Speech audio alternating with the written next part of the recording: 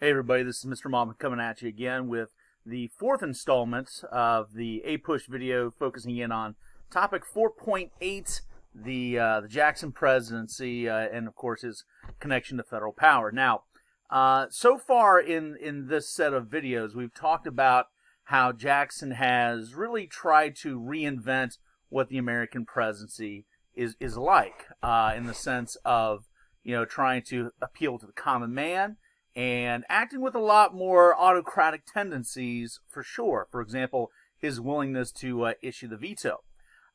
In this video, we're going to be taking a look at a couple of major political issues that are going to help define his presidency. And one of those is going to be taking a look at the infamous Nullification Crisis. Now, you may recall from a previous video the discussion of the Tariff of Abominations that was passed in 1828 that had created the largest imports tax rate in American history. Now, as we've said before, high tariffs were supported by northern states, particularly New England states, because this was the center of manufacturing, where the businesses were owned and stuff like that.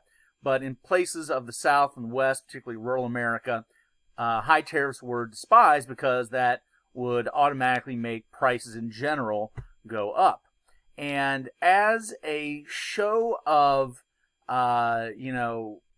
rejection of federal power to create such high tariffs, we're going to see South Carolina engage in something that had been kind of talked about as something that states theoretically had in terms of a power, if you remember back to the Virginia and Kentucky resolutions, and this was the concept of nullification. So South Carolina is going to issue a law that is going to stipulate that they would not be allowing the Tariff of Abominations to be enforced in their state. They're flexing their nullification muscles. Now, this is very interesting because, this is happening at a time where there is intense growing debate in terms of, how much power should the federal government have? Should states be allowed to be able to nullify federal laws? And of course, this is going to be the backdrop for the famous Webster-Hayne debates that will be taking place in Congress in 1830. But, it's just the idea being that, the emerging Whig Party, in this case being voiced by Daniel Webster, is going to argue that the federal government has supremacy over matters like this. But Robert Hayne from South Carolina, the Democrat, is going to be arguing that no, instead, it was the states that actually created the Union. Therefore, states should be able to determine what is constitutional and what is not. And South Carolina, in this case, believed that the federal government had gone beyond its authority in creating a tariff that high. So things are starting to get tense in South Carolina for sure.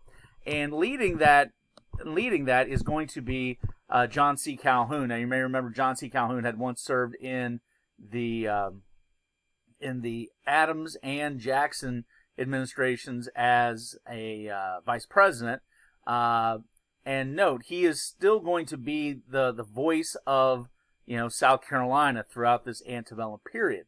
And so Calhoun is going to be voicing his support for his home state's nullification.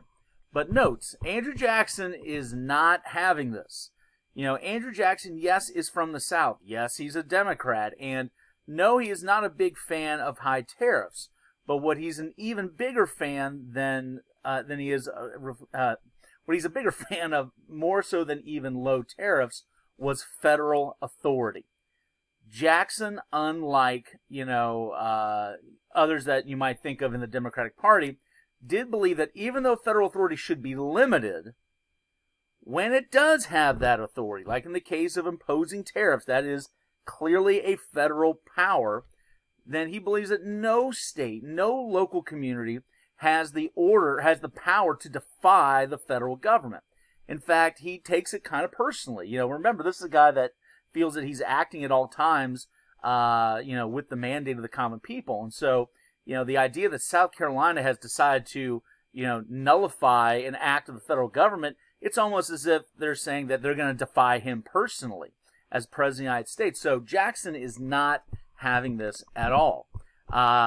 He is going to have Congress pass a force bill, which would allow him as president to be able to use the military to enforce the collection of this tariff. He is, in fact, going to be noted for threatening to go down to Colombia and hang the nullies, those that were in favor of the nullification process, hang those nullies by the tallest or by the closest trees. So Jackson is definitely going to be taking this personally, and this is going to come to a head. I mean, we know that there was an attempt by Congress to lower the tariff. This was the tariff of 1832, but South Carolina, led by John C. Calhoun, is still going to be rejecting this. And so things are really getting tense. There is real talk that South Carolina may be seceding from the Union over a tariff bill. Now, of course, if you got a calamitous situation where it seems like you cannot find a solution, what does the antebellum era tell us? Well, bring in this guy, Henry Clay. Henry Clay, the great compromiser, the guy that was, of course, the architect of the Missouri Compromise, is going to be spearheading a compromise tariff of 1833, which will get passed eventually and will basically soothe the tension.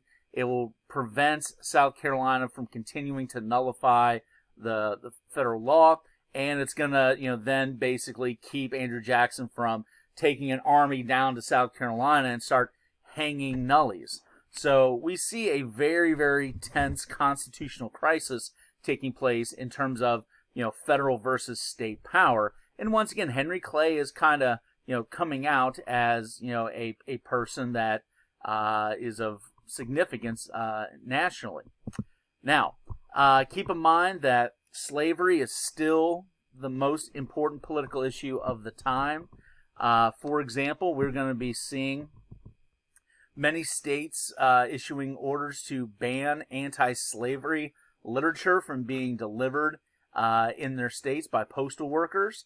This is also going to be the era where the infamous gag rule is going to be approved, which is going to basically make it a rule to not talk about issues regarding slavery for a time in the 1830s. So just keep in mind that even though we're talking about things like nullification and the Bank of the United States and Indian removal and all this other stuff, slavery is still a very, very, very divisive and controversial issue.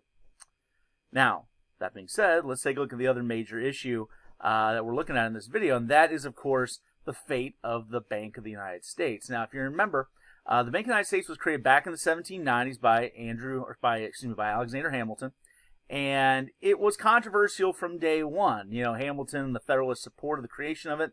They believed the federal government had the authority to create a Bank of the United States. Remember, Democratic Republicans led by Jefferson were opposed to it. They believed that the bank was unconstitutional. But after several years, there came to a realization that the Bank of the United States was not that bad. It was not, something that was an example of, federal, the federal government tyrannizing the masses. And even Jefferson and Madison and Monroe, that group of Democratic Republicans, are going to keep the bank around. In fact, during Madison's time in office, we'll see the Bank of the United States rechartered a second time. So by the time we get to the 1830s, it's now technically the second Bank of the United States. But note, the Bank of the United States' reputation as we start to get into the 1820s and into the early 1830s is starting to have problems. As tariffs have been increased, as there's more clearly a divide north and south on various economic issues, and note that we've had, the Panic of 1819 by this point in time, where the Bank of the United States called in a bunch of loans and kind of, hammered some farmers to the wall in terms of dispossessing them of their land.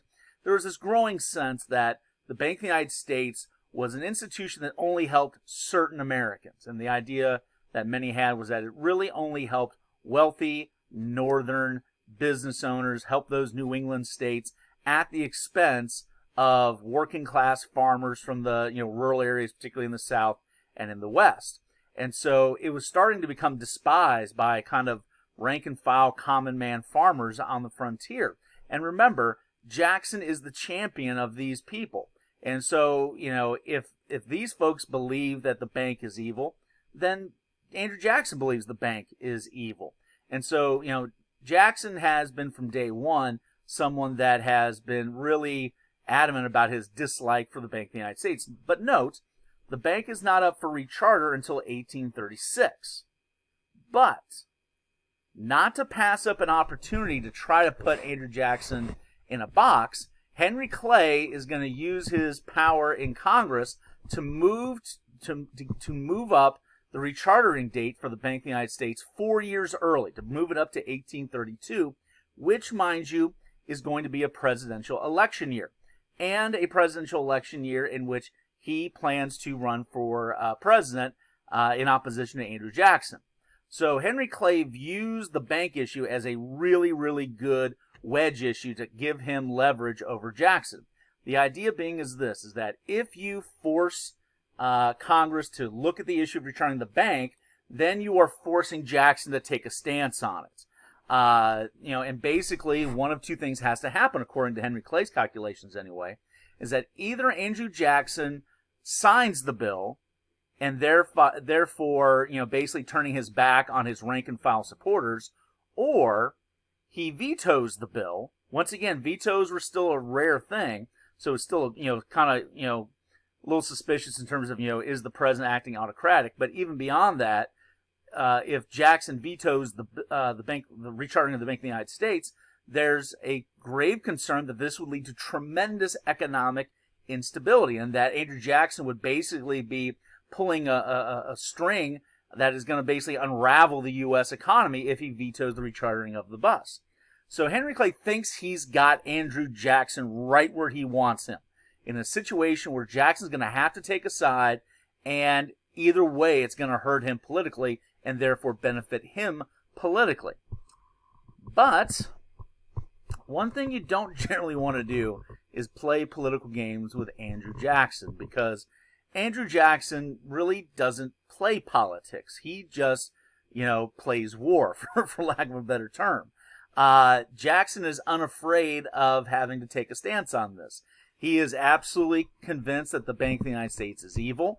His supporters in the media are going to describe the bus as this evil financial monster. And as you can see here in this cartoon, the idea that Jackson and, people like Vice President Martin Van Buren here are basically trying to destroy this, multi-headed, Hydra monster known as the Bank of the United States. So Jackson is not afraid to use his authority to veto the rechartering of the bus, and therefore basically hastening its end. Basically what he is going to do once he vetoes the bill is that he will begin to then actually pull federal money out of the bus and begin to put it in these various state banks. And so Jackson is unafraid of the political consequences. He truly believes that his supporters want this done, and he is doing what he believes most Americans want, regardless of any potential economic side effects. And Jackson doesn't even really believe that there will be economic side effects. So this is going to be significant. So when it does come down to it, Jackson vetoes the bill.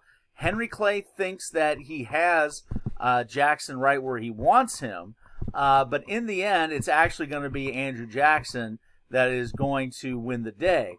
Jackson is going to crush Henry Clay in the 1832 election and retain the presidency. And this will mark the second time that Henry Clay will lose a presidential election, but it won't be the last. So anyhow, two major aspects of the Jackson presidency: the Nullification Crisis and the vetoing of the rechartering of the Bank of the United States. So we will see you next time. Bye-bye.